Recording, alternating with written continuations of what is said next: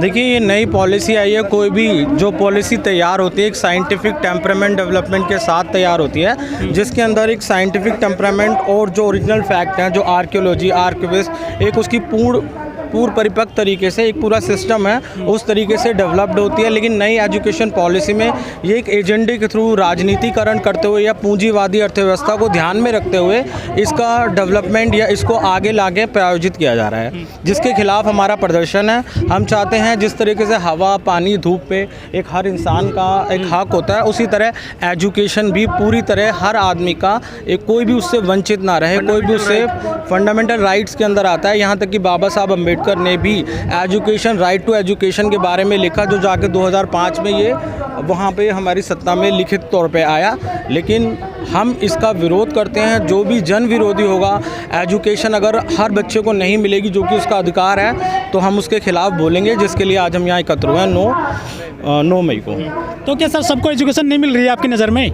देखिए, एजुकेशन सबको मिल रही है, लेकिन नई एजुकेशन पॉलिसी, इसके अंदर कुछ ऐसे पॉइंट्स हैं जो बिंदु आधारित मैं आपको 2-3 पॉइंट्स यहाँ पे केंद्रित करना चाहूँगा कि 6th, 7th, 8th या उससे थोड़ा सा अबव लेवल में ये नो एजुकेशन या नो डिटेंशन पॉलिसी है। नो डिटेंशन पॉलिसी कि बच्चा जो होगा वो अगर पढ़ाई पे ध्यान ना भी रखे, जो कि रखते हैं बच्चे, लेकिन नो डिटेंशन पॉलिसी में वो अपने आप 6th, 7th, 8th, 9th आगे वो बढ़ते चले जाएंगे। साथ में इनको रोज़गार सिखाया जाएगा। रोज़गार यानी कि छोटा बाल काटना या फिर कोई भी ऐसा काम उनको सिखाया जाएगा जिससे वो आगे अपना किसी भी तरीके का कुछ काम कर सकते हैं, कुछ सीख सकते हैं। लेकिन अगर एक ख़ास वर्ग के बच्चे जो कि अपना इस तरीके की छोटी चीज़ें सीखने लग जाएंगे और उनको रोज़गार प्राप्त हो जाएगा 500 से 700 रुपये, तो उनका वैचारिक स्तर या फिर उनकी कोई भी ऐसी जो उनके दिमाग के अंदर एक डेवलपमेंट होना चाहिए, जो सरकार से सवाल करे, जो उच्च लेवल की शिक्षा है, वो वहाँ तक नहीं पहुँच पाएंगे, बल्कि पहले ही, उससे कहीं पहले ही एक 500, 700 या 1000 रुपये उनकी जो डेली के वेजेस होंगे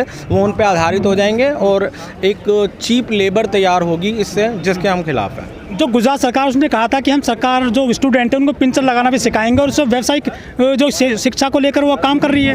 हाँ, व्यावसायिक शिक्षा को लेकर काम करना चाहिए, बच्चों को रोज़गार सिखाना चाहिए, लेकिन साथ में उनका चिंतन, बौद्धिक विकास, उसके ऊपर खास उस पर ध्यान रखना चाहिए। देखिए, हम नो डिटेंशन पॉलिसी के खिलाफ नहीं है, लेकिन बच्चा अगर 9th में पहुँच जाता है, 10th में पहुँच जाता है, उसके बाद जब वो बोर्ड के एग्ज़ाम में बैठता है, तो सोचिए पिछले 5 साल का उसके ऊपर पूरा दबाव होता है। यहाँ तक कि नई एजुकेशन पॉलिसी में 2nd क्लास तक बच्चों को पेन पेंसिल या लिखना पढ़ना नहीं सिखाएंगे, बल्कि वेस्टर्न, बल्कि जो पाश्चात्य जो हमारी वो है, उनके हिसाब से वो सिखाने की कोशिश कर रहे हैं, जो कि अभी पॉसिबल नहीं है, जो ज़मीन पे नहीं उतरता हुआ हमें दिखाई दे रहा।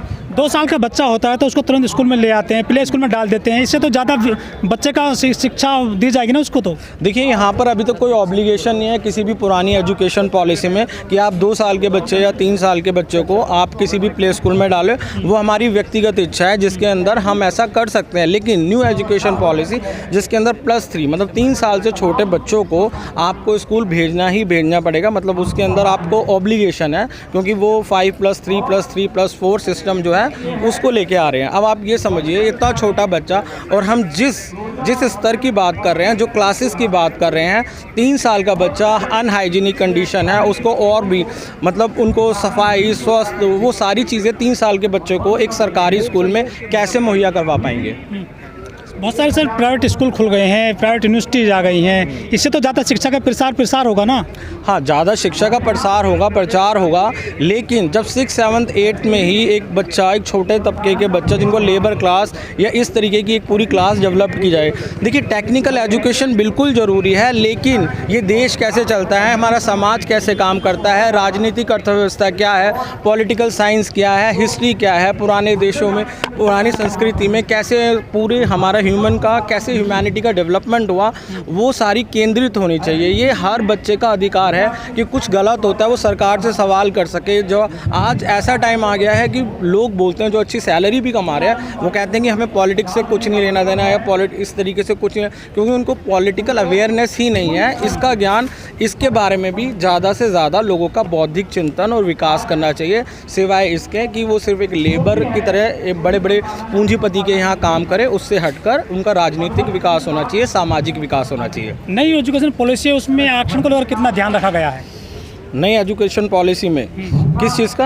आरक्षण को लेकर स्टूडेंट्स का और उनका शिक्षकों का। देखिए, आरक्षण पहले से ही बाबा साहब अम्बेडकर के द्वारा जब हमारा संविधान रचित किया है, वहाँ पे 15% और 7.5% शुरू से ही है। उसको वो हमेशा से ही लेके रखेंगे, उसको हटाना लगभग नामुमकिन है और राजनीतिक तौर पे तो बिल्कुल भी नहीं हटाया जा सकता है।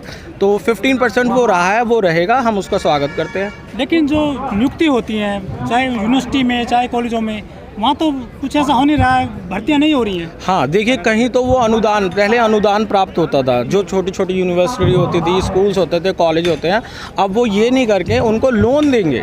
अभी अनुदान नहीं होगा, अनुदान की जगह उनको लोन दिया जाएगा और फिर उनको लोन स्कूल्स को, उन बच्चों को चुकाना पड़ेगा। अभी 200 लाख करोड़, 200 करोड़ ये बड़े बड़े पूंजीपति वर्ग का माफ़ कर रहे हैं, लेकिन जो स्टूडेंट्स हैं, जो एजुकेशन है, जो कि हवा पानी, जो हमारी मूलभूत आवश्यकताएँ हैं, उनको पूरा करने के लिए वहाँ अनुदान नहीं प्राप्त हो रहा। लेकिन ये बड़े बड़े जो टेक्नोक्रेट्स हैं या जो जितने भी पूंजीपति वर्ग हैं, उनका तो पूंजी माफ़ कर रहे हैं, लेकिन यहाँ पे अनुदान की जगह लोन दे रहे हैं बच्चों को। लोग कहते हैं कि जो एजुकेशन चल रही है देश में, उससे केवल डिग्री प्राप्त होती है, रोजगार नहीं मिलता है। नई पॉलिसी जो आई है, इससे रोजगार मिलेगा, आगे बढ़ेंगे सारे मतलब युवा पीढ़ी है। हाँ, रोजगार प्राप्त होगा। देखिए, रोजगार देखिए ऐसा है कि ये पूंजीवादी अर्थव्यवस्था होती है। इसके अंदर आपने मान लीजिए रिलायंस को आपने एक पूरा communication 3G channel, 4G channel या 5G चैनल आवंटित कर दिया, ठीक है। उन्होंने 5,000, 10,000, 20,000 एक लेबर्स चाहिए, चाहे वो इंजीनियरिंग के लेवल की हो, चाहे वो हाई टेक्निकल इंजीनियर हो, उस तरीके की लेबर हो, जो छोटी लेबर्स होती हैं, जो कि आपके पिलर्स में काम करती हैं, टेक्निकल लेबर्स होती हैं, वो उस तरीके से तैयार होती हैं। तो हमें इस चीज़ का ध्यान रखना होगा कि टेक्निकल एजुकेशन के साथ साथ व्यक्तित्व का विकास भी हो। हमारा इसी पे सेव एजुकेशन का मतलब ही है कि हम उसको तैयार रखें। तो लोग धर्म की राजनीति कर रहे हैं, उनको भी आपको सबक सिखाना पड़ेगा। लोग क्या है, चुनाव में आते हैं, बड़ी बड़ी बातें करते हैं, राम मंदिर की बात करेंगे, मस्जिद की बात करेंगे, लेकिन राम मंदिर या मस्जिद आपको खाने के लिए नहीं दे रहा है।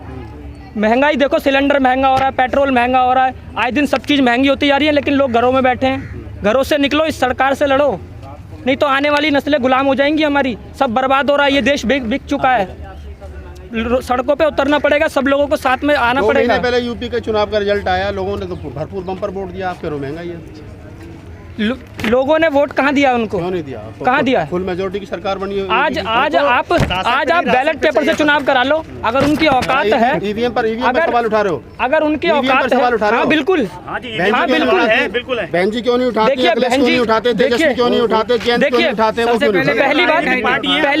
पहली बात तो हम लोग राजनीतिक नहीं है, ठीक है, सामाजिक लोग हैं। उनसे पूछो ना सवाल जाके कि बहन जी क्यों नहीं उठाती हैं, अखिलेश क्यों नहीं उठाता, राहुल गांधी क्यों नहीं उठाता। मुख्यमंत्री उनको बनना है, एमएलए उनको बनना है, एमपी उनको बनना है, प्रधानमंत्री उनका सवाल आप उठा रहे हो। आपने सवाल कितने किए उनसे? मुझे मिलवा दो, मैं तो कर लूंगा। नहीं, कितने सवाल किए भाई? जो लोग राजनीति कर रहे हैं उनसे सवाल करो ना। हम लोग सामाजिक संगठन चला रहे हैं। आप सामाजिक की बात करो, फिर ईवीएम पर क्यों आप उंगली उठा रहे हो? आपने चुनाव की बात करी ना, तो मैं भी चुनाव की बात कर रहा हूँ, है ना। जो वो लोग आज बैलेट पेपर से चुनाव करा ले, उनकी औकात का पता चल जाएगा। क्योंकि इस देश में हर कोई आदमी परेशान है, केवल एससी या केवल कास्ट और धर्म देख के परेशान नहीं है। हर वो आदमी परेशान है जो इस देश के बारे में सोचता है। और ये देश बर्बाद हो रहा है, सबको सड़क पर उतरना पड़ेगा, सबको एक साथ आना पड़ेगा। कोई पर्टिकुलर कोई राजनीतिक पार्टी या किसी धर्म को या जाति को देखकर नहीं, सबको भारतवासी बन के लोगों को आना पड़ेगा। देश को बचाने का जो ठेका है, ये बहुजन समाज के लोगों के पास ही है। ये बीएसपी यूथ इसके लिए आगे आया है, क्योंकि हम देख रहे हैं लोग आते हैं, धरना करते हैं, प्रदर्शन करते हैं और राजनीति में घुस जाते हैं। लेकिन हम लोग सामाजिक संगठन के जरिए इस देश की आवाज़ उठाएंगे। आप राजनीति में नहीं जाओगे? नहीं, बिल्कुल नहीं जाएंगे। क्या गारंटी? गारंटी दे रहा हूँ ना मैं। आप जिस दिन राजनीति, पहले लोग लिखित रूप में गारंटी देंगे, वो चले गए, उन्होंने सब मुख्यमंत्री बन गए, आपकी क्या गारंटी है? जो जिन लोगों का स्वाभिमान मरा होता है ना, उनकी कोई गारंटी नहीं होती। हम लोग स्वाभिमानी लोग हैं, गारंटी देके जा रहा हूँ कि जिंदगी में राजनीति नहीं करूँगा।